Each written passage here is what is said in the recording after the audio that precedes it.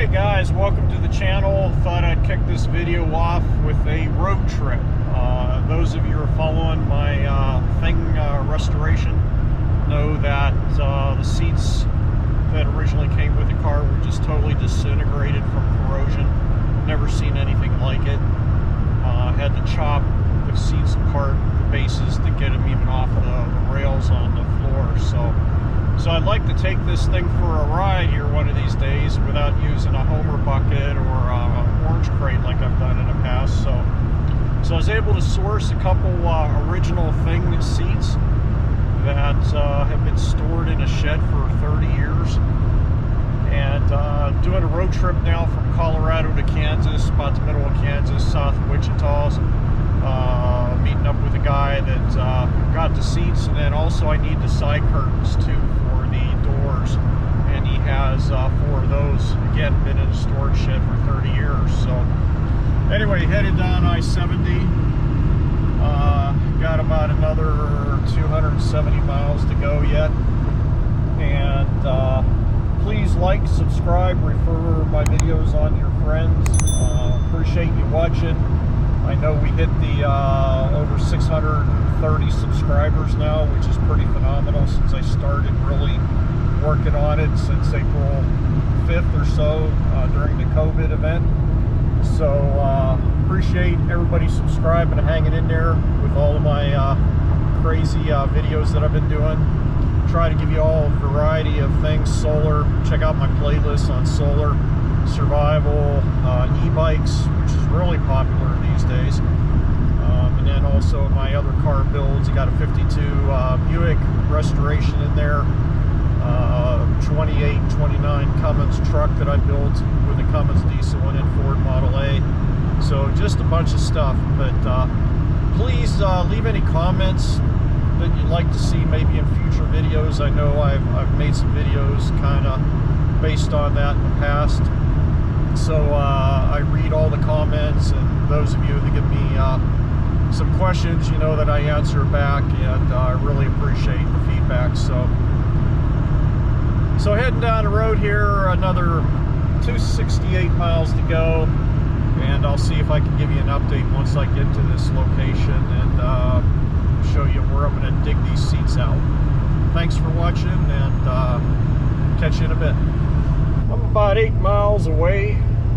This is like Bill's Coal Project's version of American Pickers. I think I just saw Frank and Mike pass me in their white van a few minutes ago. So, man, I hope these seats are good, and hope the window panels are good. But we'll find out here in a bit. I'll see if I can get some footage. Welcome to beautiful Stafford, Kansas. Just coming into town. Oh man, the roads are a little bit bumpy here. I got the 1-ton Ford Power Stroke F350 here. Brick road. Man, it's the last time you saw a brick road. Turn left on West Camden Street. Right. Wow, a lot of bricks.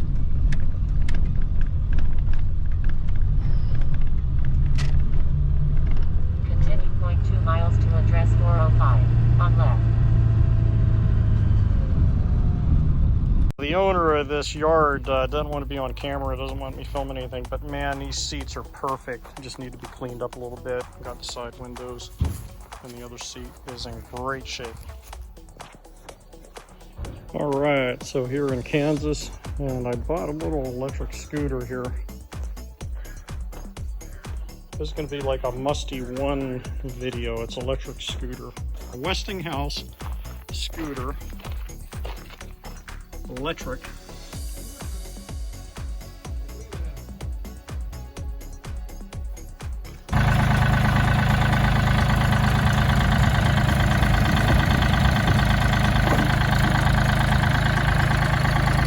So the question is, will it fit with my cap? We're going to get a wrench and spin those handlebars upside down.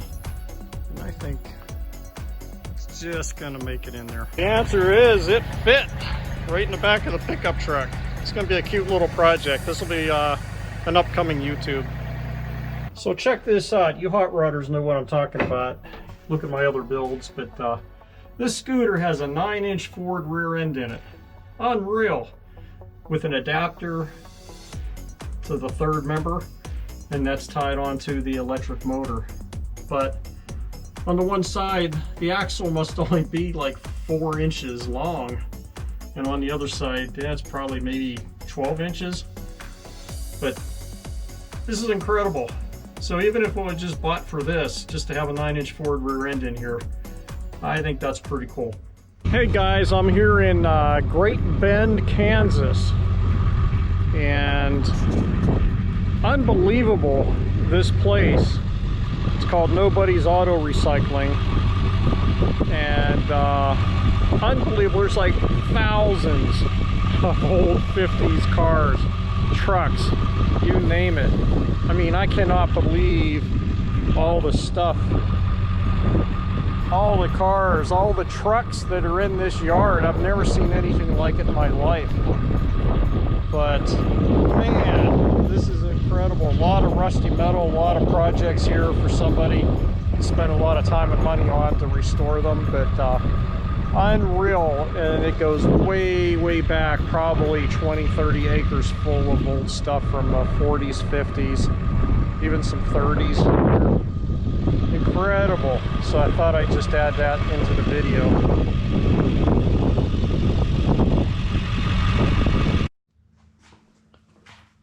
Back in the shop today from my trip, and cleaning up the seats. And if you guys don't have these Gojo scrubbing towels are really good for not only cleaning your hands after a greasy mess, but wiping the inside of your car down around your steering wheel. But one side's got a little bit of grit to it and one side's smooth. But I already did the bottom.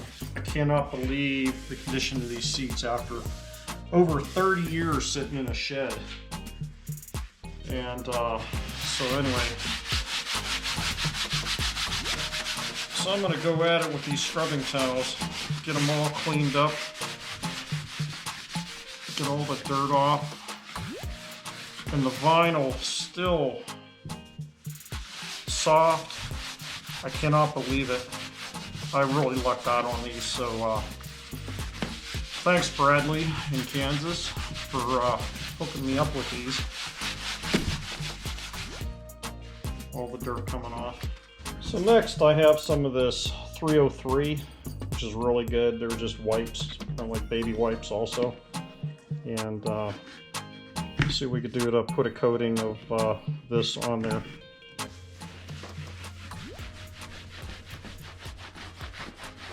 Oh man, does that really look nice. It's like brand new.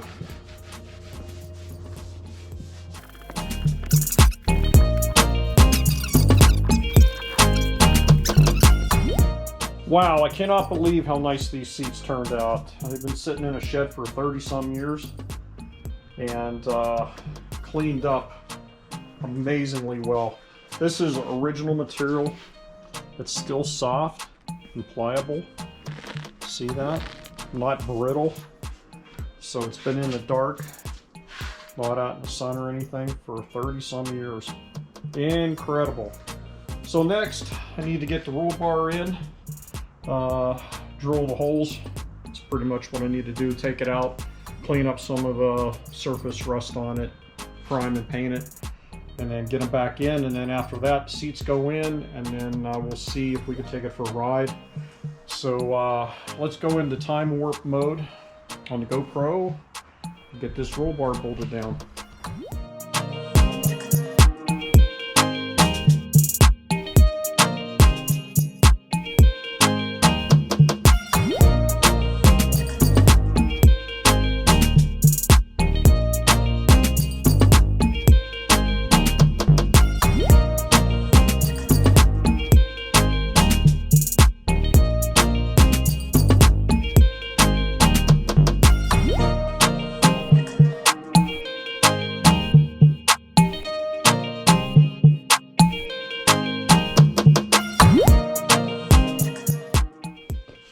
Hey guys, I just wanted to show you some fabrication work that I did. into the back engine compartment.